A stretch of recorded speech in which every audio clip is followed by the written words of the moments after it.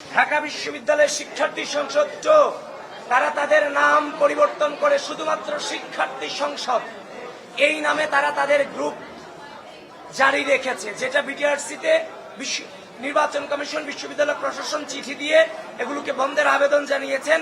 সেখানে ঢাকা বিশ্ববিদ্যালয়ের শিক্ষার্থী সংসদ 2 এখনো চলমান আছে শিক্ষার্থী সংসদ নামে, যেটা থেকে নির্দিষ্ট গোষ্ঠী তার প্রচার প্রচারণা চালিয়ে যাচ্ছে।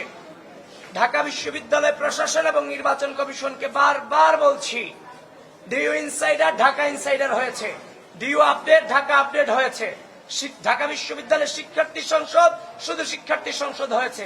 The beauty of DU campus সহ যতগুলো পেজ আছে সবগুলো পেজকে নিঃসন্দেহে নিঃশর্তে ব্যান করতে হবে নির্বাচন পর্যন্ত, নতুবা এগুলো দিয়ে আমরা ঘৃণা যে ছড়াচ্ছে এই গ্রুপগুলো দিয়ে আমরা আশঙ্কা করছি লেভেল প্লেইং ফিল্ড এবং নির্বাচনের মাঠকে নষ্ট করার একটা সম্ভাবনা আছে এই গ্রুপগুলো।